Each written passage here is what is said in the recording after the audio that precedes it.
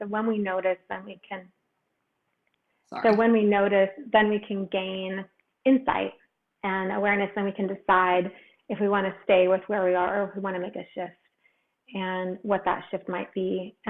When I coach leaders and teams, I notice there's enormous power, when a leader walks into a room and says, I want you to be successful.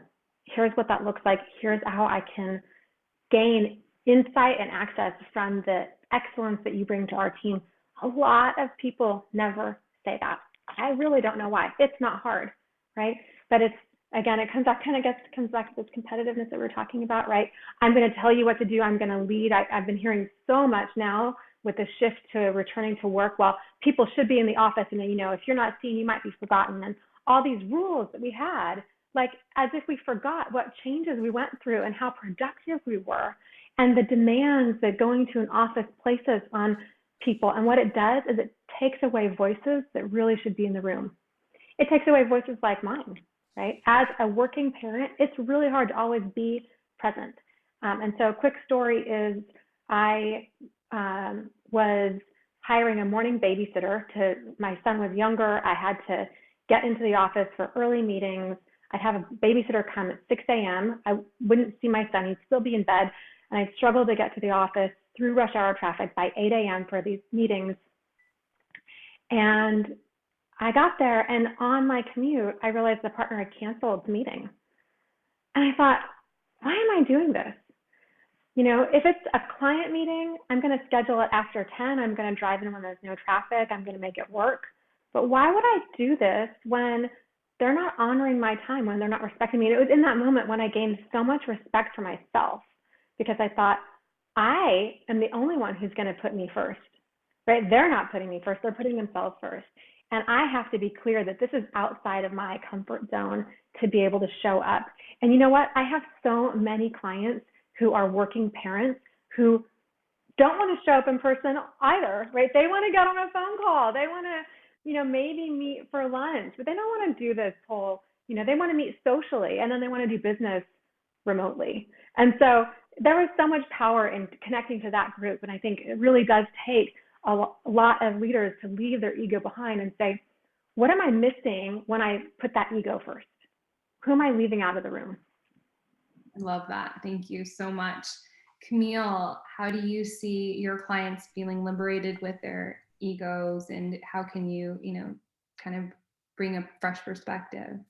Yeah, so I want to say that, like Monica had kind of said, was, it can be good and it can be bad depending on how you're using it, right? And if you're letting it kind of hold you back from doing certain things, or the way that we're kind of taught, is that women shouldn't have a big ego because, it comes off bitchy in the business world, or it comes off as someone that's too proud of herself, or she's into herself. And so I actually help a lot of women bring out their ego, because I feel like a lot of them have pushed it down, especially being in like corporate environments and coming out of that and running their own business. They are pushed down. They don't feel like they're meant to be the tippity top of things. Like I actually read a whole article on Forbes about how 60% of women will not apply for the same job that 100% of men will apply for, just because they think that they don't qualify and they have more qualifications than the men that actually apply for the job. But these men will go out there and do it because they have the ego. They think I'm meant for this. I'm a man. I'm meant for this job no matter what. So, I actually bring a lot of that out in many of my women. And one of the things that I talk about when it comes to ego is how we as women and business women, we're constantly apologizing when things come up. So, say we get sick or we deal with something that's feminine and we feel like we have to apologize for not being able to make an appointment. And we're sorry. We're so sorry. I'm very guilty of this, of using that in my, my jargon when I'm speaking to people. And being able to flip the switch. I'm not saying that you're not okay, you're not sorry, or you want to waste people's time. Of course not. But at the same time, maybe flipping the switch of saying, at this time, something came up and I'm unable to make the appointment. I hope that we can reschedule for the future. I still want to meet with you, rather than I'm sorry that I had to cancel on you, and feeling this need to constantly apologize for things that are out of our control. As a woman, we deal with a lot of things in our bodies. A lot of women have different things. And as a business owner, we shouldn't feel sorry for those things coming up and having to apologize. So I do feel like bringing out our ego in certain aspects is a really good thing, because it becomes a strength for us. You know, it becomes, I'm a businesswoman, and would a man apologize for him not being, he'd be like, I need to reschedule. We have to, you know, like he would straight up just tell us he has to reschedule. Like, I cannot make that appointment and we have to reschedule. He's not gonna be, I'm so sorry, I had to do this, and, you know, put all these things and these words in. So sometimes I feel like it can be powerful to step back and just say, I'm unable to make it. Something came up. We will definitely do this at a future time. Let's reschedule, and then kind of bring it out into a way of, we're not so sorry, and all of that. Not that we're, you know, we're being pushy. We're not also men, but also just knowing that it's okay. It's okay, and we don't have to feel sorry for being unable to perform at that time. So I like to bring it out of a lot of business women, because we are in the corporate world, a lot of times our ego is pushed down. So it's powerful to sometimes bring it out in the right ways, of course, you know. So that's how I like to see it. Yeah, and confidence is such a big role. Go ahead, Monica. Sorry. Yeah, no, I wanted to comment on that. I think it's so important what you just said. And as the recipient of someone who cancels on you, it's also really important to know that it's not personal, right? And just really holding that space lightly, that everyone has their own rule book they're following. Everyone has their own things that are happening in their bodies and their lives, right?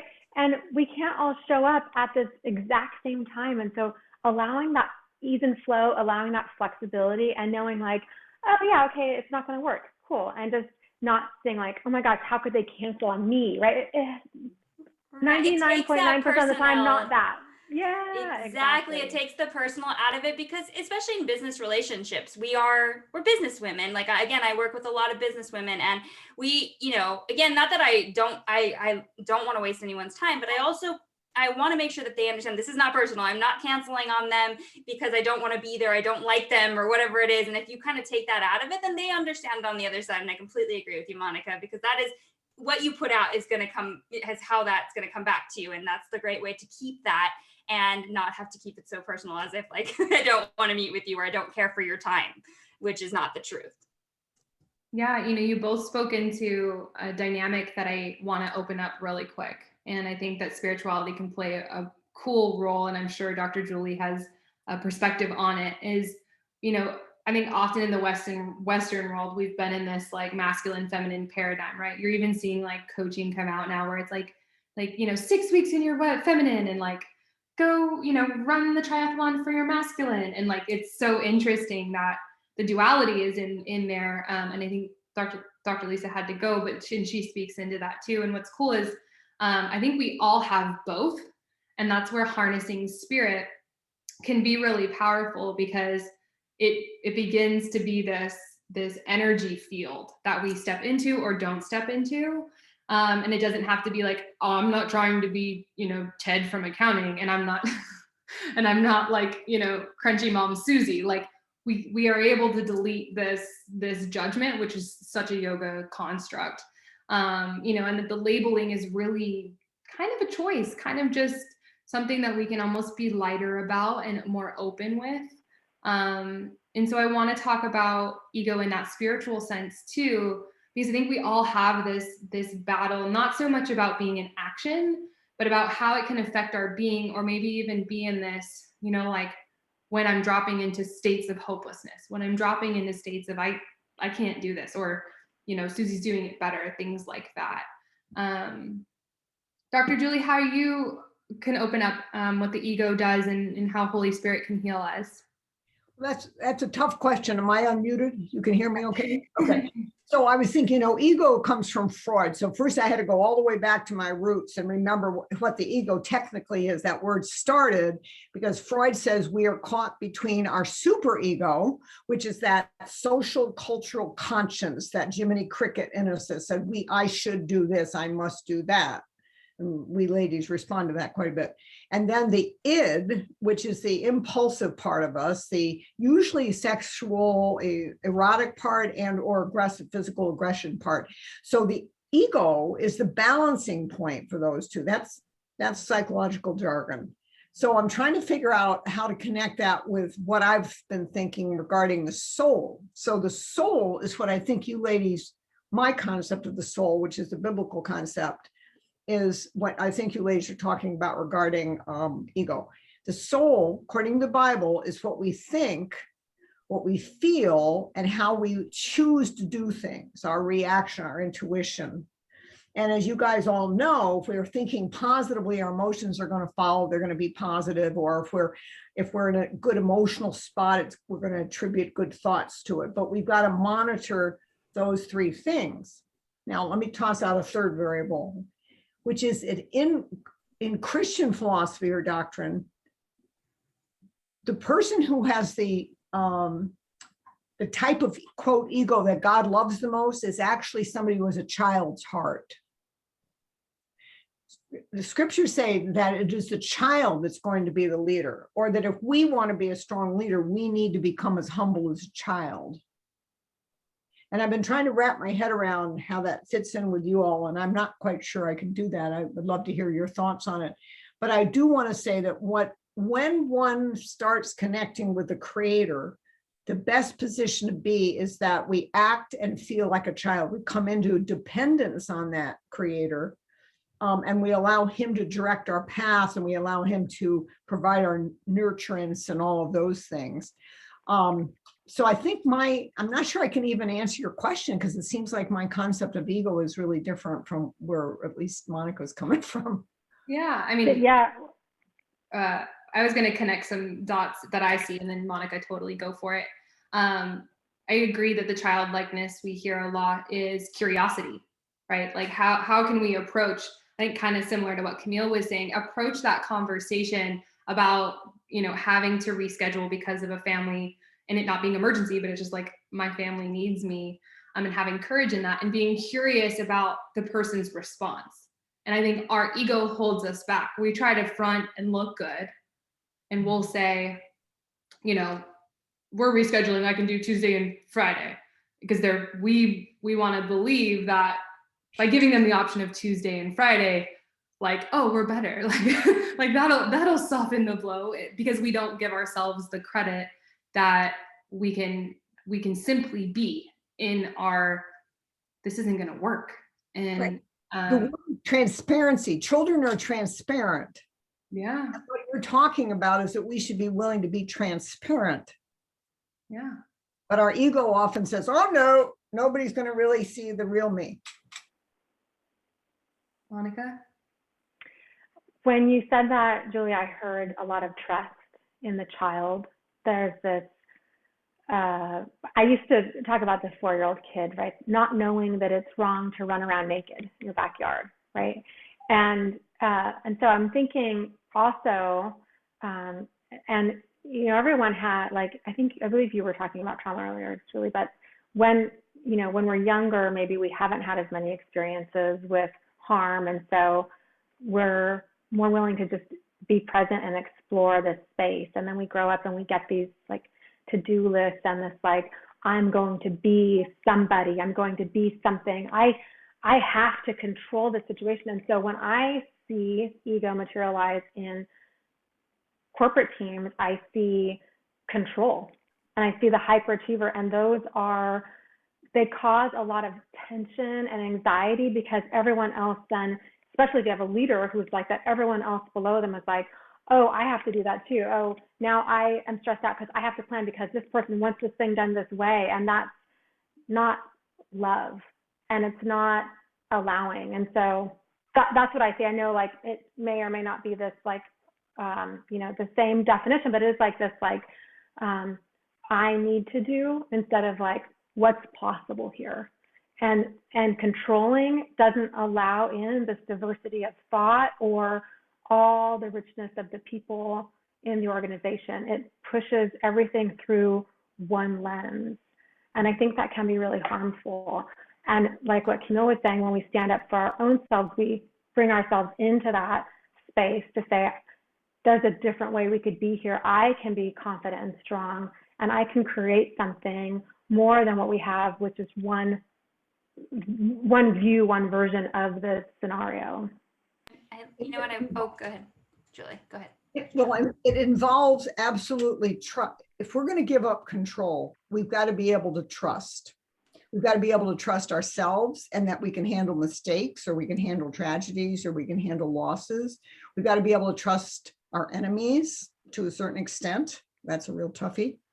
And we got to be able to basically give up our rights to our way of doing things and say, let it flow, let it happen. You know, I'm okay. Yeah, and that's what I was going to add, is that word control that you had said. That stood out to me, because that's the other opposite of the women that I deal with. I either have the women that are just not ready to step up into this being, you know, an owner, a CEO. They don't even see themselves as that way. And then I have the other ones that want to go so far into it because they feel they have to control every situation that they're doing, and they can't let go of certain things that they've been taught, or they can't trust in themselves is the big thing. They don't trust themselves. And they don't trust the idea that if I make a mistake that I can't come back from it, or I can't, you know, I will fall, I will be done. That's it, you know, and I'll look like a failure to everyone. And it's this control aspect that I have to help them understand. And I was that person. I definitely, that again, guilty of being that person and having to pull back, you know, and trust that if something did happen, if, you know, things didn't go my way, or I did fall on my face multiple times, that I would be able to still get through it because I had to believe in myself. So as dealing with women in business, that is like those are the two spectrums that I'm usually dealing with. The women that they're so used to being put down that they don't know how to come out of that and use their ego. And then the other ones that are so far in it that they just can't let go and stop controlling and pull back and use some of that feminine and let go of some of that ego. So it is that opposite spectrum. So the control word definitely stuck out to me. That's interesting, because in child development, the first stage, if you read Soul Pain Revealed in chapter 11 and look at Eric Erickson's developmental stages, but trust, the baby being born into a world where he's going to be fed, he's going to be dried, he's going to be burped, he's going to be safe. He develops trust, and that allows him to move ahead and take initiative and be autonomous and move forward in terms of generating whatever role he's supposed to be generating, or she's supposed to be generating. But if we don't get trust in it, it goes awry. You know what I mean? It's a mess. And so moms out there, build trust in your kids. That's really important. I love it. Yeah, I love that. I think, and as adults though, we talk about children and they have that trust, and that's why they're able to, you know, go after, get on the bike and fall on their butts, and, you know, they trust themselves. And we go through so many things and phases in our lives. And, you know, like you guys, I'm sure, talked about traumas and all of that, you know, these things push that trust down. And that's what happens to us, is then we don't trust in ourselves and we don't have that. So yeah, I love that. I love that we talked about this. This is a great conversation. Yeah. Oops, so ladies, because your approach, I think, towards the spirit is different from my approach, because I have a pretty Judaic Christian view of the Spirit of God, who is personal and anthropomorphic kind of, but I see that relationship as helping build trust. So if your spirit is a different construct, how can your spirit help build trust in a person? I love that question. I have a really deep spirituality and faith, and I've had experience I think other people would think are odd sounding. Like when my grandmother died, she came to me through the redwoods and the trees, and a bird came. I heard her talking through a bird, and through the wind, and it was very powerful, like as we're talking here today. And it was just an incredible experience. And I also love this understanding that faith is like trust. It's believing in something we can't see, right? And so you talked about your experience with Jesus, Julie, and I love that story, because that is what it is. It's, we can't prove everything. There's an example in, I'm forgetting the name of the book now, the War of Kindness. And he talks about how Wegener, I'm screwing up this example, how Wegener was this explorer. He was measuring the ice caps, and he was kind of blowing up, I guess, dynamite to check the levels. And he noticed the ripple of the waves, and how the west coast of Africa looked an awful lot like the east coast of South America.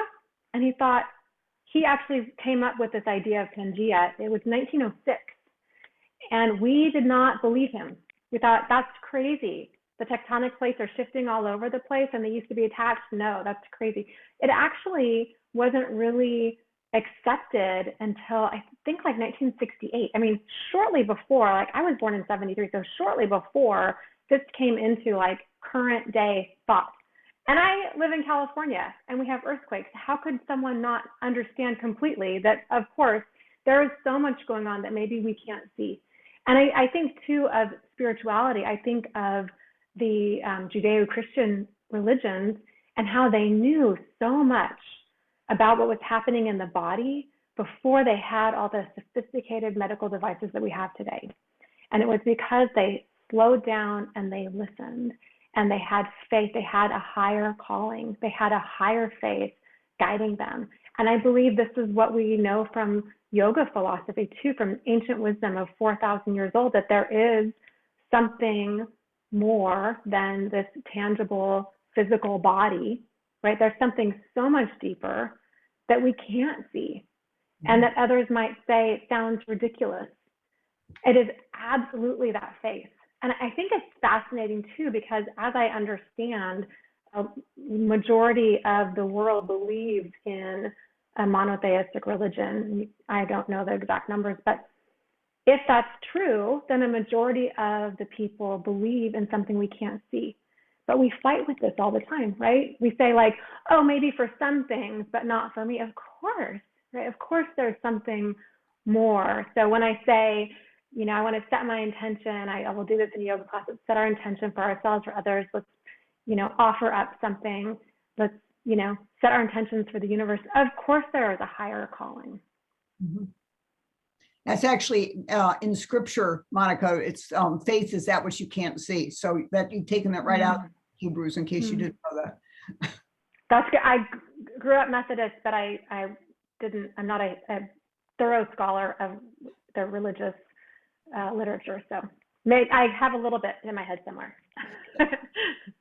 Yeah, and I think, you know, I think it's really cool to know history plays a big role in this. And Dr. Julie, that might be my come from, like when I think about what you asked, because that's what makes me so excited about yoga. And this actually kind of is a great introduction to the powerful woman, Karen Sorensen, who's in the room and has been here supporting me because she's my mom. She's a reverend and ordained pastor for the last like 20 years, plus years, probably more than that, because I'm not 20 anymore, so a ton of time. And I had such diversity in faith, and it wasn't until I realized that I can be open to love and truth and have it be diverse and trusting, and it's all of the same juice.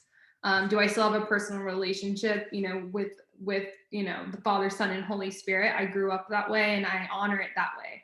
But like Monica said, when I do yoga classes or I have you go in and emotionally repattern things in your fascia or your muscular tissue, it's the same. They're all on the same team. like you know, we just put them all on the football field. Like it's all the same, you know, concept. You know, I'd like to believe that's where the world's going. I like to believe that we can respect diversity and also make that mean that it's not separate. Sometimes we hear diversity and it's like, oh, that means that we have to honor A and B, you know, but really, like, how can we all, you know, be the alphabet? And I think that's really the mission inside Well-Fed Warrior as well, culturally. All right. Well, ladies, this was a great panel. Thank you for exploring it and feeling unsure where it went, which was the whole formless attitude we've had all day. Any last words? I'll have each of you maybe sign off. I'm so with you, Mia. There's a higher consciousness that I've noticed globally. And I recently did an interview with Navi Raju, who's a Global 50 thinker, published author, and writes about this. He did a TED Talk in 2018 on his inner journey to freedom, referencing the chakras. And it's powerful to know that there are corporate executives wanting to bring this in, knowing that there's more than just, you know, what we see physically in the room. There's so much more, and allowing ourselves to be present and listen is part of that journey. Mm-hmm. I think, Mia, you're putting us together is a very excellent step in this direction, because it's helping me expand my worldview and my vocabulary. And it sounds like that may be happening with the other folks. And the more we can do it, just how many of us there are, 8 or 10, the more we can do it in groups of 100, and the more we can do it in communities and nations. So go for it, girl. Thank you. Awesome. Well, we're going to wrap up this panel. Thank you all so much for being here. I can't wait to title it, because I feel like it's going to be just so good and people will just, so thank you for being on this panel.